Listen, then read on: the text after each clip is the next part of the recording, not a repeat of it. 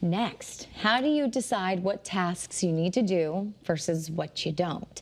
Those choices can actually be harder than you think, right? I was having a dream last night about the Eisenhower matrix, and I think that might be coming to fruition. Psychologist Dr. Laura Saunders is here to help us think through the steps and make sure that we're using time wisely. Doc, how are you? You really have some very interesting dreams. We need to talk more about this. That is, I couldn't say it better. Yes, happy Thursday. Good morning, friends. We are talking about spring cleaning, renewal, and making good decisions. And I came across this and I really like it. It's the Eisenhower matrix, and it helps you prioritize the tasks that you need to do. Is this like Maslow's hierarchy of needs? Yes, this is Maslow's hierarchy of spring cleaning and getting things done. Yes, it is. In your head, right? In your head. All right, so let's go through it. All right, let's go through it. There's 4 discrete categories here, right? There's urgent and important. These tasks require your immediate attention and are crucial to your goals. There's important, but not urgent. So you should decide to do it, schedule a time, but it's not as time sensitive. There is not important, but urgent. So those are critical for long-term success, but don't require immediate action. And then the ones that we can just eliminate, they're not that important and they're not that urgent. If we keep them on our list, it's just going to bog it up, and we need to just delete them and eliminate them. But what if it's something, Doc, that you want to do or you hope to do, but it's still bogging up your list? Do we just get rid of it forever? Where do we put that? Because my lists are rather long, and I think I do have some things bogging it up, but I don't want to forget about that.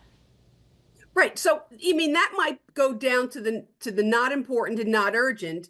But I think, and so when you categorize things, you sort of move it down on your list. However, what's more urgent or more important is always going to then rise to the top. So you just want to be careful that at some point those items might swing up to become more important, but not as urgent, or in fact important and urgent.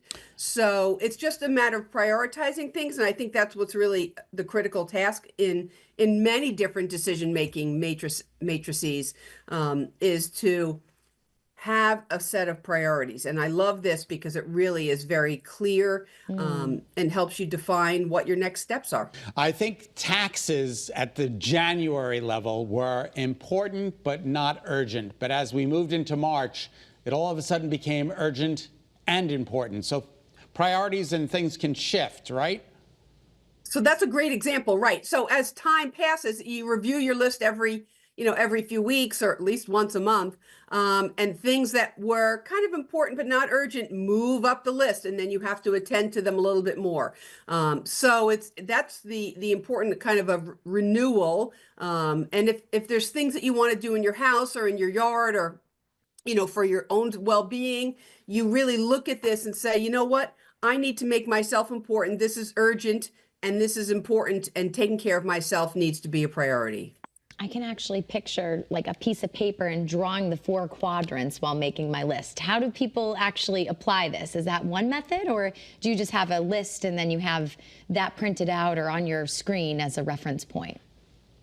So I really like this. And so I think having a matrix like this, where you have your boxes, really just helps. I'm a very visual person, so I like to see things in my lists, but this makes it so evident on how you need to proceed forward, that I think making a matrix like this is super helpful. Yeah. I think it's absolutely incredible. And sometimes it can be difficult to correctly assess the priority of tasks, especially when several tasks appear important or urgent at the same time, right? Yeah, absolutely. And doing this for yourself gives, because when these things stir around, they stir around when you're trying to fall asleep at night. Yep. So, and that's why you have dreams about the Eisenhower matrix.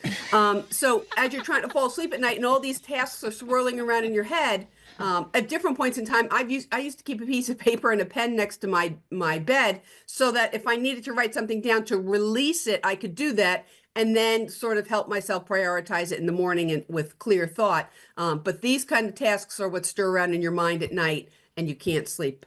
Well, we have to let you go, but how impressed were you that I threw out Maslow's hierarchy of needs as well? I'm always impressed, Scott. No, thank you, doctor. I appreciate you and I love you. Thank you. Did you get your affirmation day. you were looking for? I got it. Okay. Thanks, Doc.